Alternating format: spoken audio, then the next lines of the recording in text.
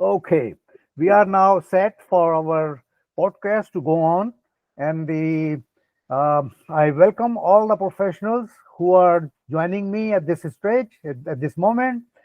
They are welcome to this podcast, which is essentially a strategic podcast. This is Strategic Corner Podcast. That's the name of this podcast.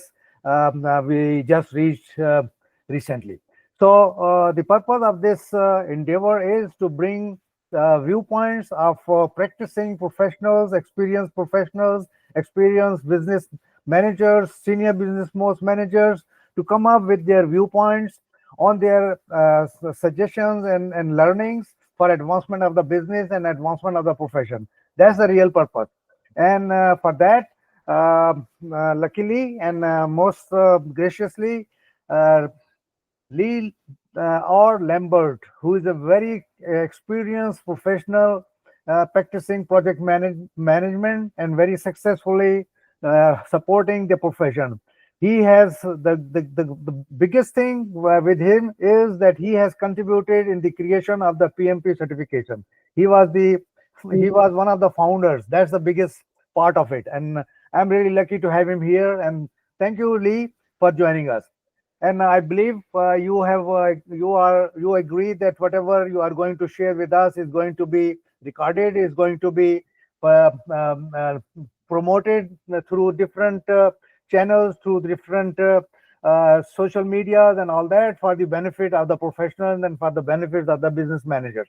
So just a few words for PMO strategies. PMO strategies essentially is a setting where the endeavor is taken up to help businesses and professionals to move in strategic directions and to build that competence which can help them to move in that direction. So that is the basic purpose. And there, the the approach is essentially to help businesses to move on and to help the businesses uh, face the challenges and manage the uncertainties and complexities. So the upcoming challenges are such that the uncertainty and complexities together are putting pressures on the businesses to jolt down their endeavors and to hold them in their real purpose of their business. And businesses essentially needs to focus on their advancements and business flow. So PMO services essentially are there to help out the businesses to exclusively take care of their uncertainties, business complexities, and creating competence for movement in the right direction. So that's the basic purpose. And the purpose of uh, today's podcast is essentially to bring the knowledge captured from this discussion through Lee Lambert, who has very extensive exposure in business and project management, and to help the businesses how to effectively move. So this endeavor essentially is an ongoing endeavor, and it will help businesses to move on with the best way to help the businesses in the directions they want to move on. Here is my uh, introduction, and here I have been very extensively practicing project management and bringing desired results to the businesses. My specialty is the four books which I have gone through and brought my insights and my learnings. And the beauty of that book is that it is written on the theme of aura. Aura is essentially is AURA. That is a distinctive in environment surrounding a person or a team for moving in the directions for the desired outcome. So these four books are written in that line, and if you have interest to learn more about it, it is there available on the Amazon. Uh, with this, I would say that just a minute. I think I have made a mistake, and I have to get back and find out if something. Uh, uh, Lee, I'm sorry. This Oh, okay.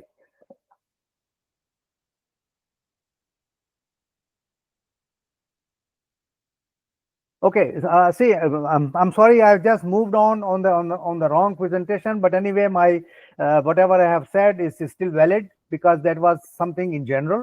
And now I will pass on to Lee to share his exposure, experience, and the understanding in the project management and business. Lee, please to you, and then I will run your video from my end, but before that, I will request you to provide your brief introduction so that the prospective potential participants can learn about you. Please. Sure, thanks, Mohammed. I appreciate that. I'm really glad to have this opportunity to spend a little time talking about what's going on right now. But in order for you to understand where I'm coming from, I need to take you back just a little bit. I've been in this business of project management in a variety of positions for over 5 decades. So I've been able to see and experience the evolution of the business of project management from very basic skills back in the 60s to very sophisticated applications here in the 2025 timeframe. So I want to spend a little time just making sure that you understand my experience. I'm not a cultist. In other words, what I'm saying is I don't have an allegiance to any one approach or any one methodology.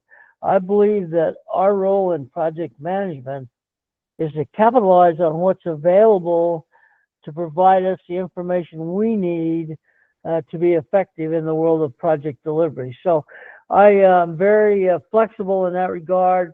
I've learned that if you stay too rigid and don't accept new evolutionary things that come along, you're left behind. So I want to make sure that everybody understands when I get done talking today, I will have presented with some idea the future that you may be looking at in project management. I'm a PMI fellow, which is only 85 of those out of 750,000 members. Been around a long time, have seen a lot of things. So I'll be happy to share as much of that as possible in the amount of time we have available today. Thank you very much, Lee. It's very impressive, and you have had a very strong exposure, and you have been very lucky to be in that process where you could see the change taking place in the market, and you have been part of that change, not only in making something supportive to bring the knowledge and bring the way how to bring that change to move on and to bring to your favor. That's the biggest part of it, and I really love that.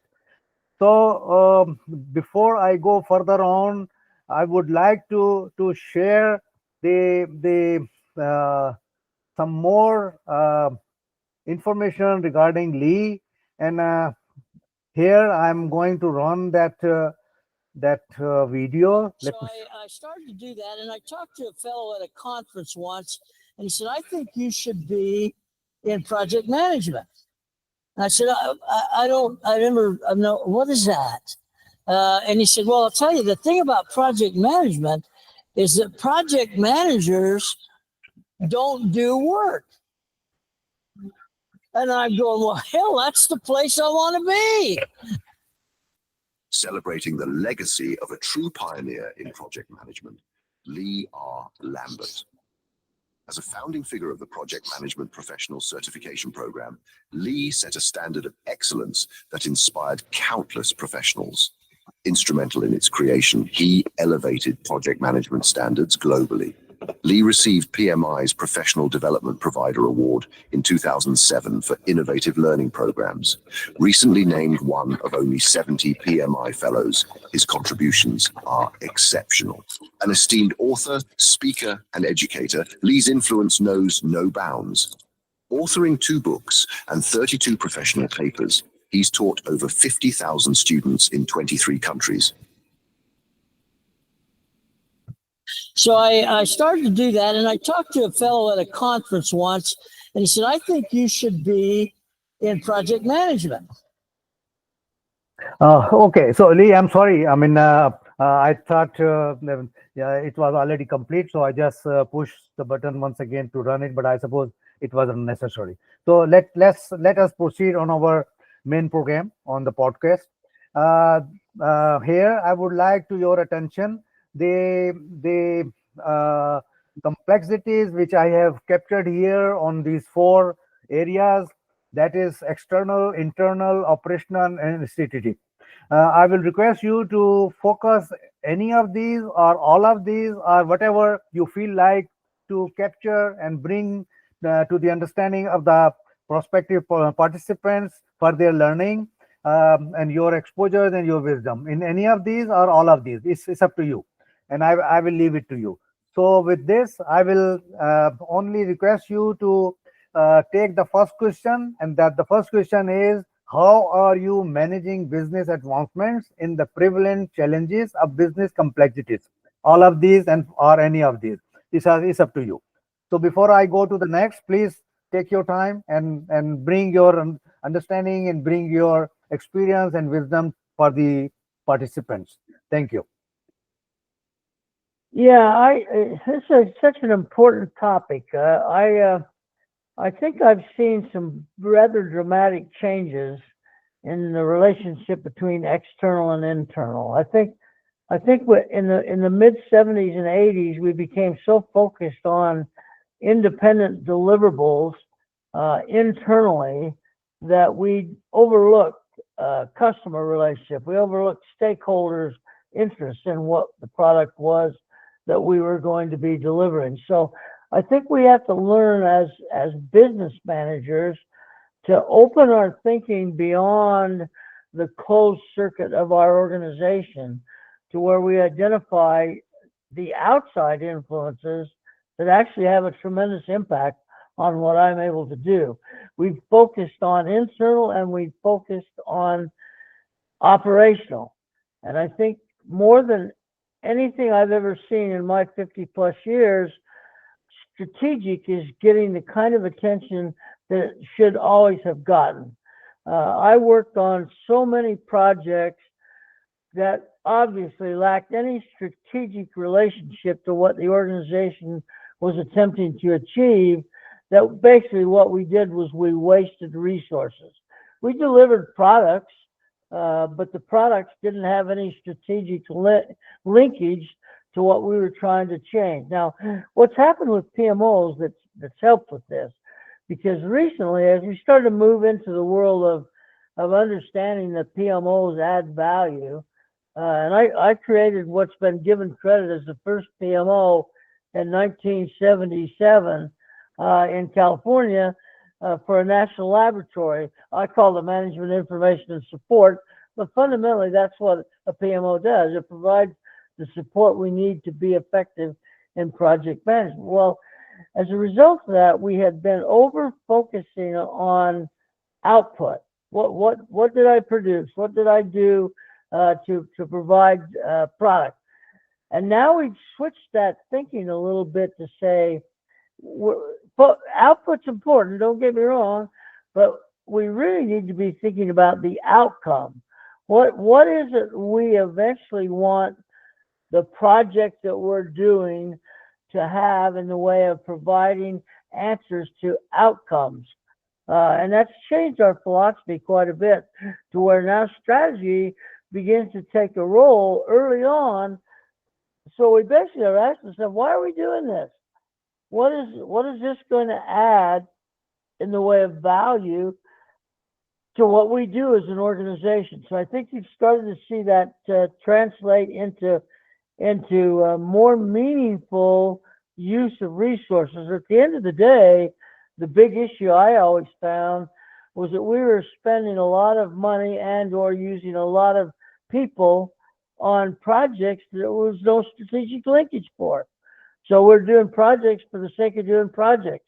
And now we see a much, much more emphasis on the strategic side as we are beginning to develop what's our plan for outputs in the coming year we want to make sure that we can link that output to the outcome that we desire. And I think that's a concept that we really need to understand as we move forward. We can't just focus on internal. We can't just focus on operational issues. We have to focus on the bigger picture, the strategic picture, and that's when we have to start to deal with external. And what I found, at least in my term, is that very rarely as a project manager was I ever really involved in any external efforts. That was held for the higher ups. That was held for the more prestigious positions. And our job as project manager was just do it. We'll tell you what we want done. Just do it. And now we're kind of encouraging project managers to challenge the just do it scenario, saying, well, but why do we want to just do it? What is the expected outcome of producing this particular product or this particular service? So I see the thinking broadened to where the 4 items that you've identified on this slide, they're all still here. They're not going to go away. But what we have to do is integrate them more seamlessly so that we can begin to see the bigger picture. That's what we missed in project management in my early days, is nobody got to see the big picture. You could ask questions about why we're doing this, and people would say things like, well, because, just do it because that's what we wanted to do. Well, you start to challenge that thinking, and what we've seen is more and more senior level management people are beginning to ask themselves, how can we more efficiently use the limited resources that we have? Well, in order to do that, you've got to do some prioritization work, and you're going to find that some projects that you thought might be a fun project to do don't have any relevance to what we want to create as an outcome. So we may end up not doing as many projects as we would like, but we're doing better projects, better in that they have a stronger outcome to support the organization. So spend time externally, being sure that you are aware of the marketplace, aware of the people that will receive the product. How does it fit in their scheme of things in their business?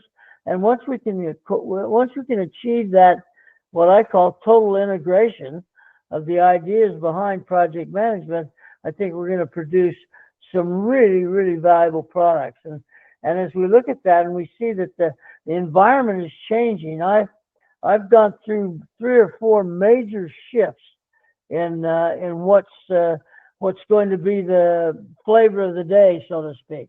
And I think we have to make sure that we don't get caught in that flavor of the day concept where we work hard to do something that's not really adding the value that we hoped it would.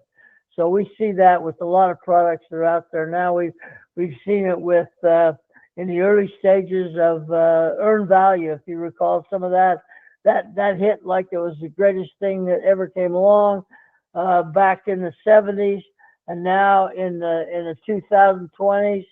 Rarely do I talk to a customer that is actually using earned value as one of the methodologies for their execution of their projects. So it's going to be a changing environment. And one of the things that PMI, the organization that I work with a lot, has done this year and last year to some extent is to start to emphasize the reason that we need to become, as project people, much more adaptable, much more flexible in how we react to project work, and so that we're always constantly on the cutting edge of what's going to add value to the organization. We can't become what I call cultists. If you think back to the early 2000s when Agile first came into the view, there were a lot of Agile cultists. And basically what I mean by that is that somebody would say, don't confuse me with the facts. This is the way we're going to do it. And so what we're trying to do is overcome the cultists and incorporate those things that add value, and those things that don't, leave them on the side. Don't waste organizational resources doing things that don't add value. Oh, great. Just great. I mean, couple of things which I noticed you have mentioned very correctly, and that's the value. The one is model thinking. The second is bigger picture. The third is value addition. The fourth is most important is the resilience and adaptability, which is the need of the present time. I totally agree with that, and that very correctly you have mentioned. Thank you very much, Lee, for your such an extensive exposures which brought this knowledge to the fresh and ongoing project managers and business managers is going to definitely help them. Okay, with this, let me move to the next question, and that is, what do you propose? What the managers and the business managers particularly must see to manage for moving to the next level of performance? Well, I think the key to really seeing the overall growth and the level of performance is our willingness to allow the decision makers more free, allow the people that are running the project, for example, to have more freedom in making decisions.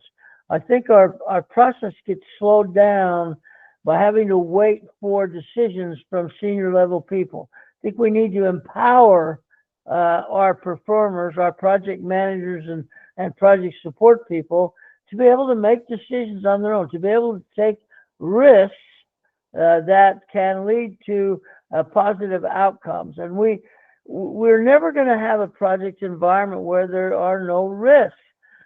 There's always going to be risks. So with the advent of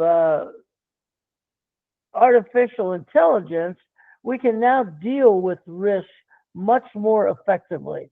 Based on historical data that's available, we can project, we can play what if scenarios, we can look at alternates to doing things one way or the other and try to select those things that minimize the risk that we have to take, but maximize the return.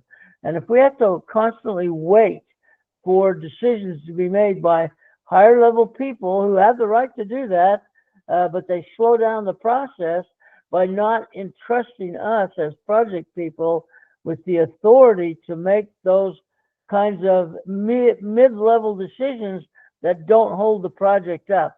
So I think it's a freedom. I think it's an educational process that says, hey, don't be afraid to take chances. Make them be calculated risks, but don't be afraid. Don't wait till somebody else tells you it's okay. Look for ways that you can get the same product done more efficiently. And if the businesses aren't closer to projects, one of the things I ran into in the General Electric days was that we had separate positions. We had business managers and then we had project managers. And unfortunately, the two of them never spoke to one another very often.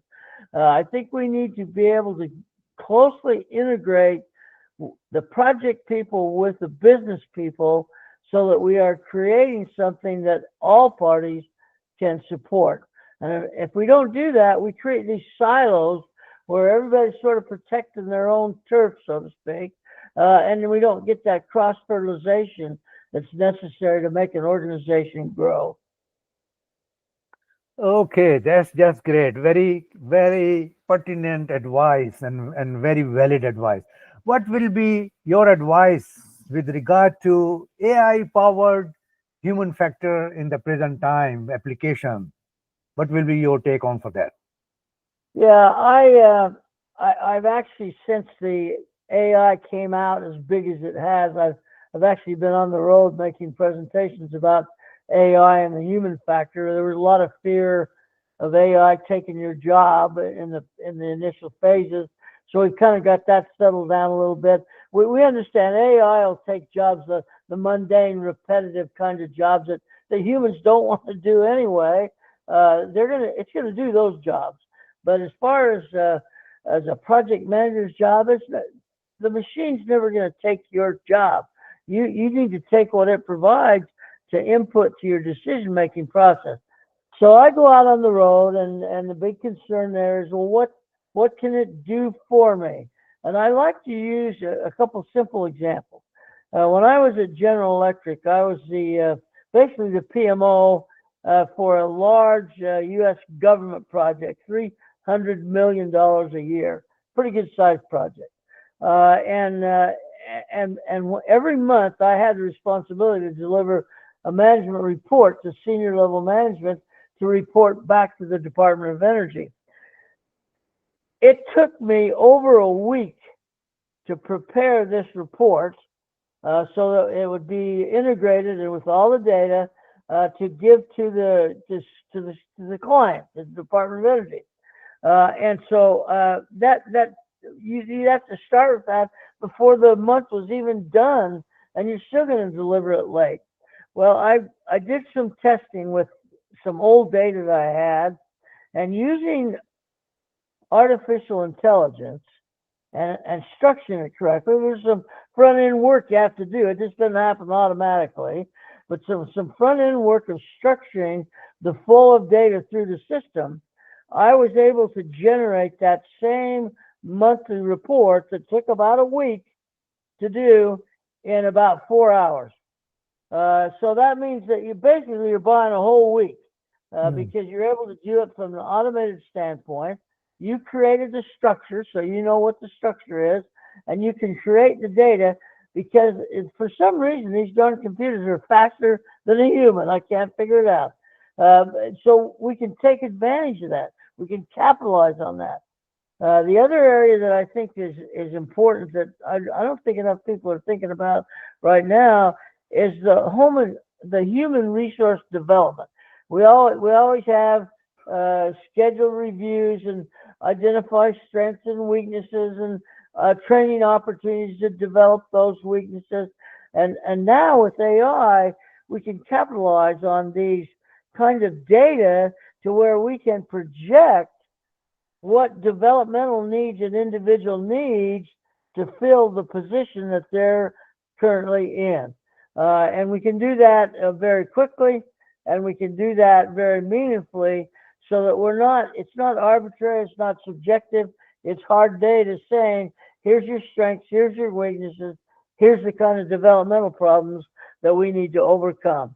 And so I think those things are going to be there. Now, the myriad use of artificial intelligence is really quite stunning. I mean, I've used it. I used it last week to create a slideshow for a specific topic that I wanted to talk about.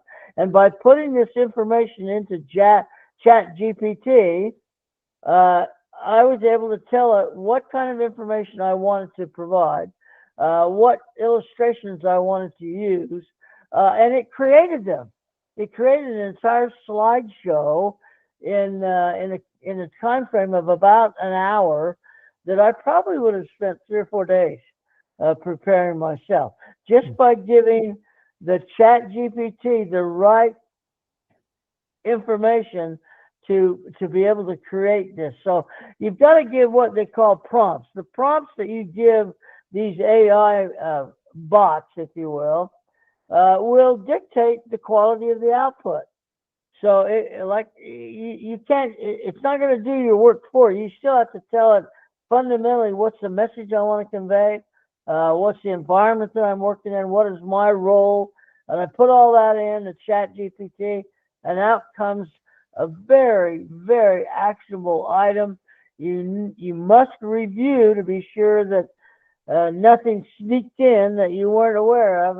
You got to remember these AI tools are composites of massive amounts of data, and some of it won't have anything to do with what you do, but it might find its way into the product they output. So you've got to review the quality of your product. Now, PMI, understanding this, has gone to a great length to create their own chatbot, if you will. They call it PMI Infinity. And the big difference between PMI Infinity and ChatGPT, for example, is that we built the PMI tool based on the project management environment. So it's pure to project management. When you put input to it, it's going to give output in the project management environment. So you don't have to be so concerned about where's that coming from. Well, in our case, the Infinity product is all about project management. Now, PMI again is trying to become a leader in this field. I think they're taking some great steps, but they first came out with 3 very excellent training programs for PMI members that are free. And they basically, these 3 programs, and I took all 3 of them as soon as I realized we were moving in that direction. They're all really, really good. They're not too difficult to understand. I mean, I'm no genius, and I was able to understand quite well. But the third one is the most important one, and that's how to write a prompt effectively. Yeah. You're going to write a prompt that gets you the kind of feedback you want. You got to write it right. If you don't write it right, you'll get something else. So I took that course, and so I've been practicing on my LinkedIn. I have 100,000 followers on LinkedIn, so I do a lot of work on LinkedIn.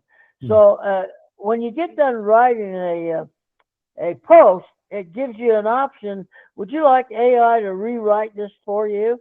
Yeah. In the beginning, I said, no, I'm a good writer. I've been doing this for years.